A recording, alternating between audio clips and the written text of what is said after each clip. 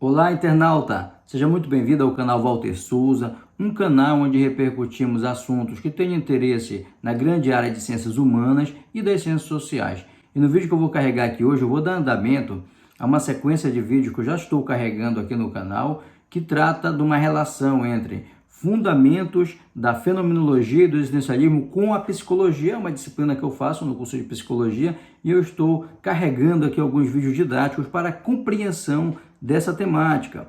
O primeiro vídeo que eu carreguei trouxe ali o pensamento do Russell e da questão, aquela questão da dualidade entre a objetividade e a subjetividade e como que isso corrobora com a psicologia. No segundo vídeo, o pensamento do Heidegger, que é um pensamento que também vai ter ali uma repercussão na área da psicologia. Um terceiro vídeo que eu carreguei é um vídeo de revisão, porque aí eu pego desde as teorias do racionalismo, positivismo, lá do empirismo, perpassando pelos pensadores como Brentano, aí eu vou novamente pincelar a questão do Russell e do Heidegger, fazendo ali um apanhado geral dessas ideias. Então tem um vídeo de revisão também, se você quiser pegar essas ideias um pouco mais rápido. Eu vou deixar aqui de todo modo um link para você ter acesso a uma playlist. Agora é muito necessário você já ter esses conhecimentos, esses conceitos, porque esse vídeo aqui é uma sequência. Então, para que você compreenda bem, é necessário ter esse feedback. Mas se não,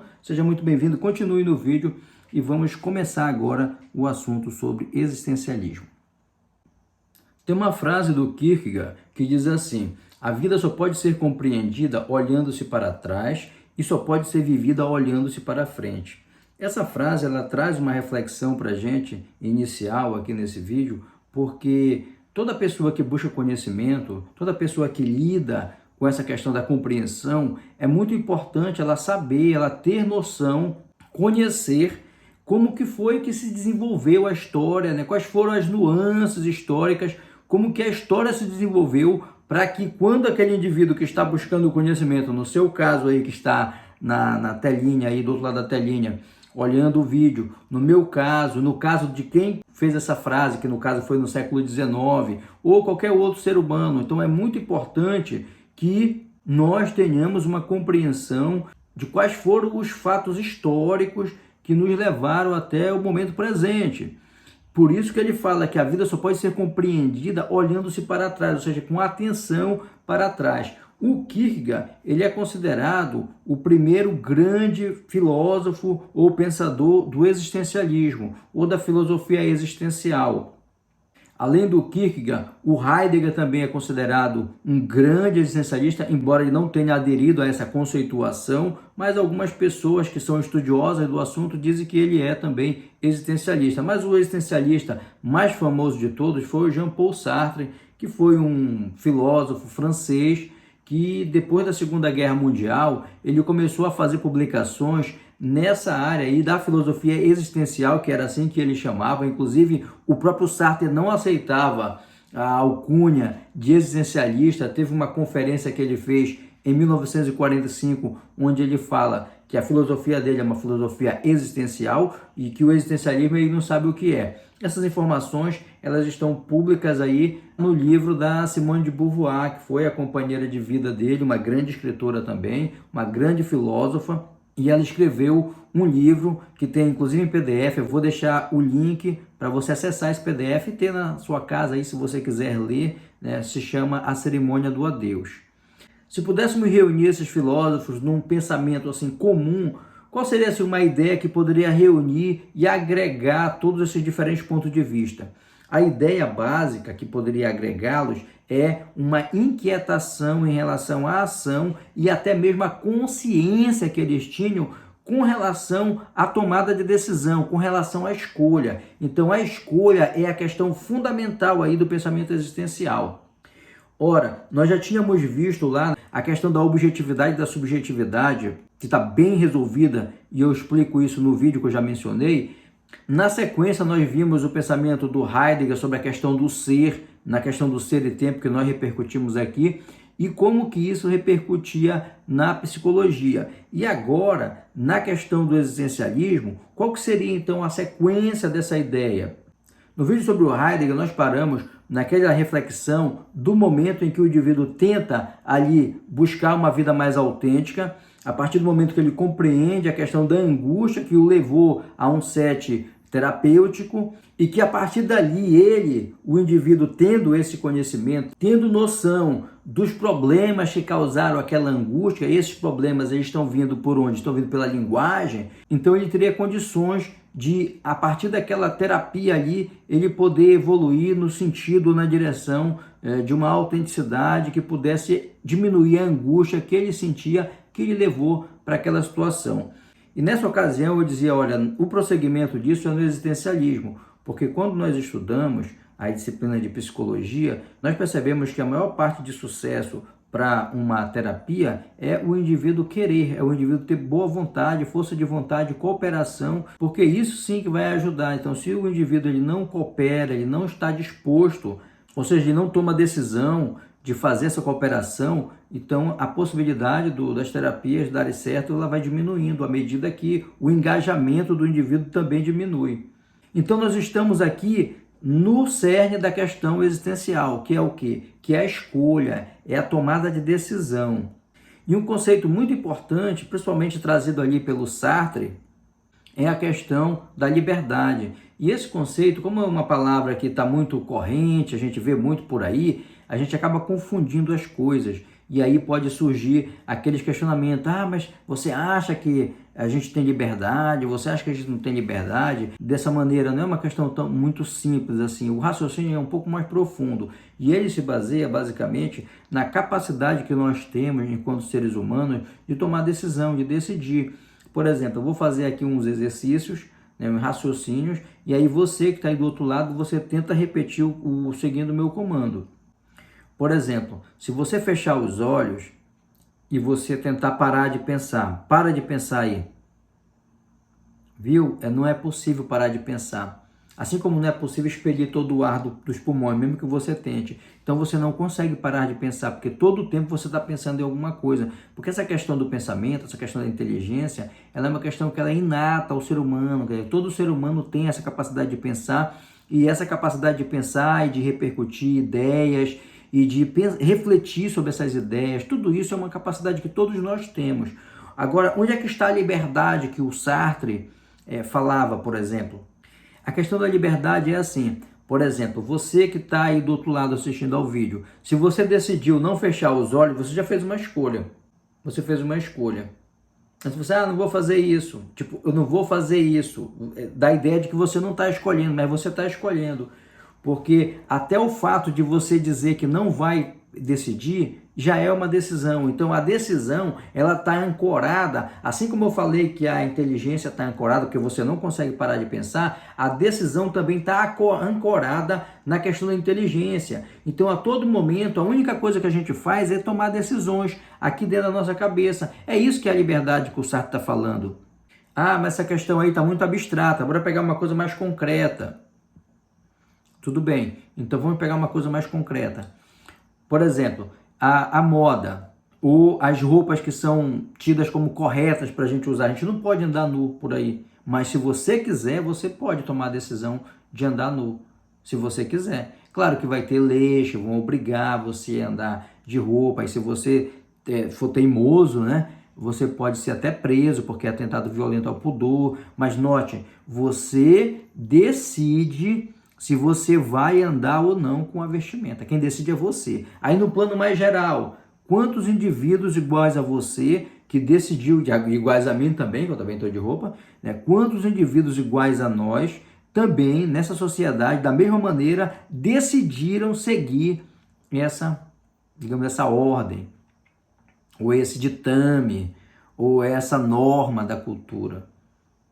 Então, quando vários indivíduos começam a decidir da mesma maneira, ou seja, não enfrentar a autoridade, não enfrentar a questão da moral, a questão das leis, então essa sociedade ela vai estar homogeneizada, mas não porque os indivíduos não podem se impor contra ela, é porque os indivíduos decidiram se colocar na situação de objeto. Ou seja, eles decidiram se colocar numa situação passiva a partir do olhar do outro.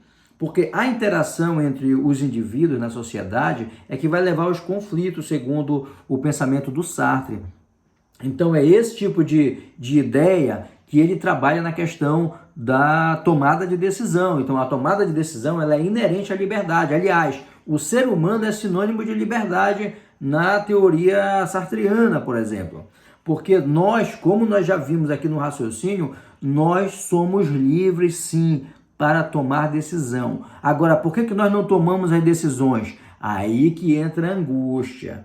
Por quê? Porque sempre que você vai tomar uma decisão, isso vai implicar uma responsabilidade, isso vai implicar um peso, isso vai implicar de você vai ter de pesar se você vai tomar aquela decisão ou não, como no exemplo lá das autoridades. Pô, mas aí vai ter a lei, vai ter não sei o quê. E aí o indivíduo vai decidir se ele realmente vai ser sujeito da ação ou se ele vai ficar conforme os outros seres, que são, por exemplo, os objetos. Então, os objetos eles são o oposto do sujeito. O sujeito ele tem capacidade de decidir, ele tem capacidade de agir, ele tem capacidade de tomar decisão, e os objetos não. Os objetos eles estão ali, por exemplo, isso aqui é um objeto, ele está aqui, ele não decide nada, ele na verdade ele só aparece porque eu estou interagindo com ele, nós já vimos isso em vídeos anteriores, né? Mas a grande questão é que ele não decide nada, quem decide sou eu, quem decide é o ser humano. E esse ser humano em coletividade, decidindo a partir dessas angústias, decidindo a partir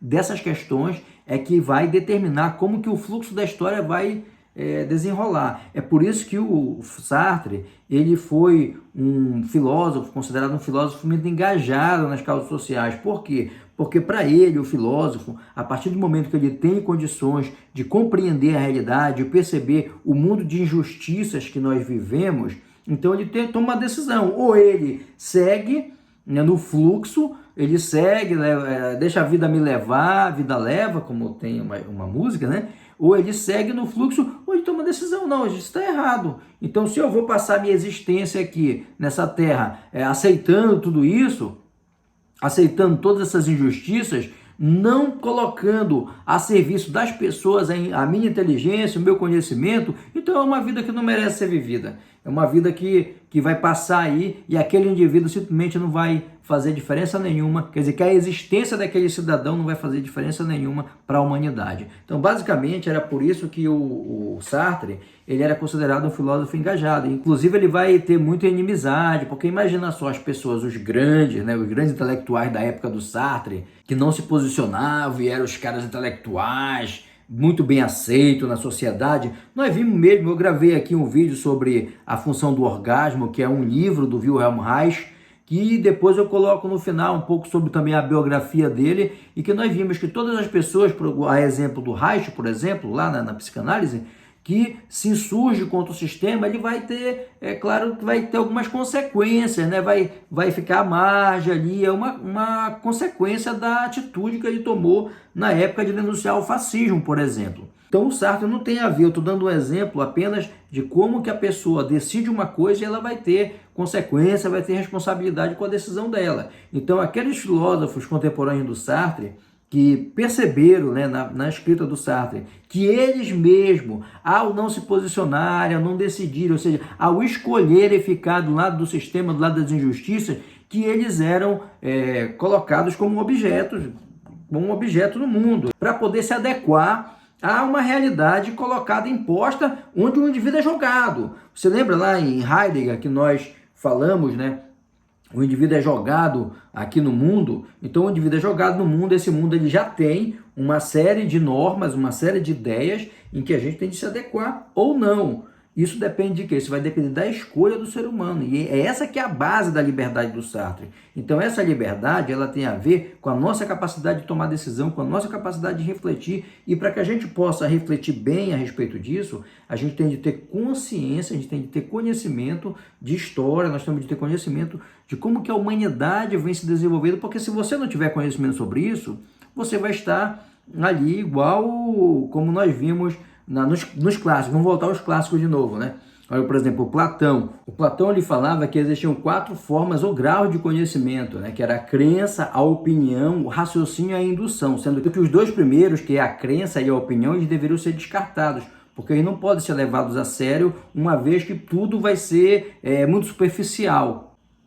E o Platão, nós já vimos lá no vídeo que eu já gravei aqui sobre subjetividade e objetividade, onde eu coloco essa questão de como que o racionalismo pensava e como que depois o Aristóteles vai colocar essas ideias de um modo diferente, já colocando a questão da percepção, a questão dos sentidos, né? Os sentidos também são importantes, eles são uno, né, na questão do conhecimento, da inteligência, mas existem uns graus, existem umas fases aí, ou níveis de conhecimento. No caso do Aristóteles, ele vai dizer que eram 6, ele vai dizer que era a sensação, né, que a gente sente com nossos sentidos, evidentemente, que é o que nos liga no mundo, também já foi me explicado isso nos outros vídeos. A percepção, né, quando você percebe que você interagiu ali com a natureza. Depois disso, a imaginação, que você vai associar essa experiência que você teve com outras coisas que já estão na sua cabeça. Aí você vai buscar a memória para poder fazer uma associação. E nessa memória, no caso do conhecimento, é preciso que você já tenha estudado, já tenha lido. E depois você vai ter plenas condições de fazer um raciocínio e conseguir induzir alguma coisa, conseguir chegar com uma intuição, chegar ali na construção de um conhecimento. Mas sem ter estudado, só usando os demais, aí vai ficar um pouquinho falho. Então é por isso que os existencialistas, eles trabalham essa questão da importância de você ter compreensão sobre como que o olhar para trás, para o retrovisor, né? Ou seja, compreender bem como que está para trás de você, para no momento que você está vivendo, você ter plenas condições de tomar uma decisão, de fazer o seu papel, que é o papel da liberdade, que é sinônimo de ser humano.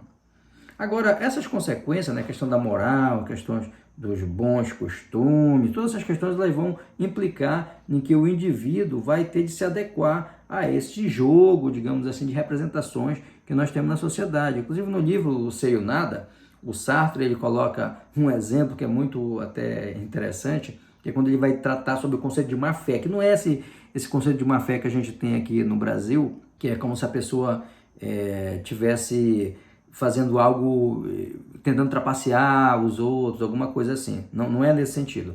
A má-fé que tem no Ser e o Nada, como está traduzido lá, ela é quando o indivíduo ele vai, por intermédio dessa pressão que a angústia vai trazer nele, ele vai protelando a decisão, então ele não vai decidindo, ele vai fazendo as coisas sem decidir. Um exemplo que ele dá muito legal é quando um casal vai para o cinema. Então duas pessoas se namoraram ali, então se não fosse a questão da moral, qual que seria o fundamento real, assim, como o ser humano, né? Um ser humano olhando para o outro e tendo atração, seria a questão sexual, seria a questão da sexualidade, né? O exercício da sexualidade. Então, aquelas pessoas ali se atraíram, se sentiram bem uma com a outra, trocaram uma ideia ali, mas elas não podem simplesmente sair dali e já ir para fazer sexo. Até poder pode, mas a questão da angústia, a questão dos outros olhando, que o Sartre fala que o inferno são os outros, porque as outras pessoas, elas observam as outras e elas vão ser as vigias da moral. Então, acaba que a sociedade ela começa sendo vigiada, um vigia o outro, para poder seguir aquelas regras que são consideradas as regras certas. Pode até acontecer de duas pessoas se encontrarem e realmente já irem logo fazer sexo, não tem problema nenhum. Mas a questão é que a maioria das vezes não é assim que acontece, porque fica receoso de falar sobre isso, então inventa algum subterfúgio, né? Vamos no cinema, que é o exemplo que ele dá, e vai no cinema, aí compra ali uma pipoca para quando for comer, né, assistindo o filme, tocar na mão. Então tocou na mão da pessoa ali, pegando a pipoca, sentada ali no cinema, né? Então a pessoa pode tomar a decisão, né? Aperta a mão dela, ou a outra, ele tocou na minha mão. Então a decisão mesmo que ambos querem tomar, porque aceitaram, estão ali, eles não tomam por causa dessa angústia, dessa questão também de toda, porque está funcionando ali na mente dos dois o mesmo processo de moral, de valor. Então se um deles disser para o outro, vamos agora, o que o outro pode pensar, né? Então é um jogo de pisando em ovos ali a todo momento, e a decisão que eles poderiam ter tomado no primeiro momento que perceberam que tinha atração um pelo outro, eles vão tomar, sabe lá quantos dias depois, quantos meses depois, se é que vão tomar essa decisão, se é que naquele encontro ali já não vai acontecer mais nada, nenhum prosseguimento. Então E esse exemplo eu achei muito engraçadinho. Quando eu li Eu Sei o Nada, eu vi esse exemplo, achei que faz muito sentido, né? Faz sentido com as coisas que a gente vive no dia a dia. Agora, como o Sartre ele era muito engajado, essa questão ela vai também fazer parte da questão política, né? Da questão dos nossos dias, das decisões que nós vamos tomar, se a gente vai ficar do lado de quem oprime ou se a gente vai ficar do lado de quem está sendo injustiçado. Por isso que o Sartre teve muita repercussão negativa dos intelectuais que conviveram com ele na época, porque os intelectuais simplesmente, ao ler o livro do Sartre, caramba, então eu sou assim, mas ninguém quer ser assim, né? Ninguém quer ser hipócrita, ninguém quer ser pego de calça curta, né? Então teve uma reação assim até desaforada contra o Sartre, contra as coisas que ele escreveu. Isso você pode procurar na internet que você vai encontrar isso muito bem documentado. Muito bem, então basicamente a ideia do existencialismo ele se assenta nessa questão, e aí diferentes autores vão fazer outras abordagens, mas sem fugir desse núcleo central que é a questão da escolha, da tomada de decisão e a questão de que nós somos seres livres, livres para decidir. E até quando a gente não decide, não quero decidir sobre isso, você já decidiu, então não tem para onde correr, nós somos condenados à liberdade, esse é o fundamento do pensamento do Sartre. E na questão da psicologia, aí fica uma coisa bem óbvia, né? Porque se nós, como seres humanos, temos a capacidade de decidir, temos a capacidade de fazer esse movimento, de evoluir, e também temos a capacidade de tomar uma decisão, de conhecer a história, de conhecer a nossa realidade, de compreender as coisas ao nosso redor, então fica muito mais fácil para que essa pessoa que procura uma terapia, procura uma ajuda, procura ali um psicoterapeuta para que ele possa ser atendido por ele. Então essa pessoa, se ela tomar conhecimento dessa capacidade que ela tem e ela exercitar isso, as possibilidades de haver êxito ali naquele processo terapêutico, elas vão aumentar significativamente, porque a pessoa vai decidir então caminhar nesse sentido. É como se fosse um caminhar no sentido da autenticidade, coisa que nós já vimos lá trabalhado na questão do Heidegger. Então seria mais ou menos essa inter-relação aí com o pensamento do Heidegger, que a pessoa vai decidir por meio da sua liberdade de decisão, de escolha, seguir então junto com o terapeuta numa caminhada para melhorar, chegar a um local melhor do que quando começou a terapia. E para isso ele vai precisar caminhar no sentido da autenticidade que nós já vimos lá no Heidegger. Quais são as questões que podem ser bem trabalhadas aí na questão da filosofia existencialista, né? Na questão da terapia? Então eu vi que esse tipo de abordagem ele se dá bem também com pessoas que procuram ali trabalhar a questão da responsabilidade, né? A questão da sua responsabilidade de escolha, a questão da morte. Às vezes a pessoa tem ali uma ansiedade muito grande com a questão da morte, tem medo, tem pavor, ou não lida bem quando algum ente querido, uma pessoa ali ao seu redor morreu, tem dificuldade de sair ali daquela questão do luto. Essa questão dessa abordagem baseada nessas teorias também pode ajudar muito. A questão da solidão, né? Tem gente que sofre em relação à solidão. Todas as questões, elas são questões existenciais, são questões que podem abalar algumas pessoas e elas podem encontrar ali na questão dessa abordagem aí existencial um amparo melhor para compreender e tentar sair dessa situação de angústia que recorrentemente lhe afeta e por isso que a leva a buscar ajuda.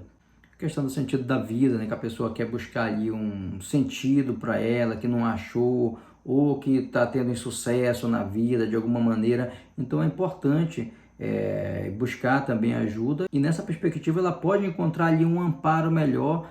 E aí nesse sentido, os psicólogos que trabalham nessa abordagem eles não vão se concentrar apenas no ser, né, que essa questão que é trabalhada ali pelo Sartre, mas eles vão se concentrar também no que o indivíduo ele pode fazer, né, o que o indivíduo pode se transformar, no que o indivíduo pode evoluir, pode caminhar, e não apenas no que ele está agora. É por isso que tem uma frase também do Sartre que fala assim: não importa o que fizeram de você, mas importa o que você vai fazer com o que fizeram de você. E aí ela entra nessa perspectiva do que o indivíduo vai se tornar depois que ele começar esse processo de caminhada ali, de mãos dadas com o terapeuta, no sentido de avançar para ter um resultado melhor do que ele já estava tendo quando procurou a ajuda. É importante saber o que está para trás, o que causou no indivíduo, o que o levou a buscar ajuda, mas a partir do momento que o indivíduo tem essa percepção, não se busca tanto mais essa questão enfatizando, mas busca-se o para frente, busca-se o que o indivíduo pode conseguir fazer a partir do momento que ele tem esses entendimentos, que ele toma essa decisão de buscar ajuda num setting terapêutico. E aí onde é que entra então a liberdade? Onde é que entra? Então nessa busca que o indivíduo vai fazer essa retrospectiva, né? Ali consigo, tentando compreender quais foram as decisões que ele tomou, que tipo de angústia adveio dessas decisões e como que isso repercutiu ali na sua vida. E isso pode ajudar com que ele tenha uma percepção mais profunda do seu próprio eu. E isso pode fazer com que a pessoa compreenda quais são esses conflitos intrapsíquicos, ou seja, esses conflitos que ficam ali perturbando, causando angústia, e aí isso pode ajudar muito na recuperação dessa pessoa. Então, por intermédio disso, o indivíduo ele pode chegar a ter uma autoconsciência melhor e isso pode trazer uma motivação para ele, uma motivação diferente de quando ele estava apenas sentindo angústia, estava apenas se sentindo mal.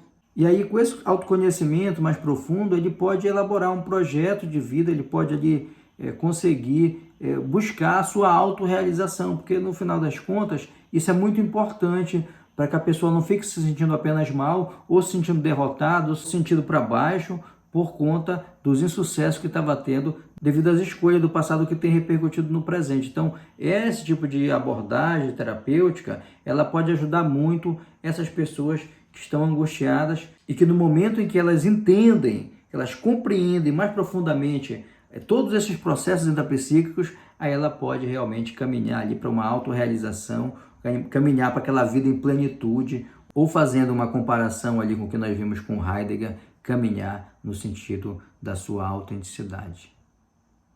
Então é isso, meus amigos, nós vamos ficando por aqui. Se você gostou desse vídeo, dê um like ali, ajude o canal a crescer. E se você está visitando o canal pela primeira vez, se inscreva para que você possa receber notificações e nos ajudar um pouquinho nesse nosso trabalho aqui de repercutir e compartilhar assuntos que tenham interesse na grande área de ciências humanas e sociais. Então é isso, meus amigos, um grande abraço, até a próxima, tchau!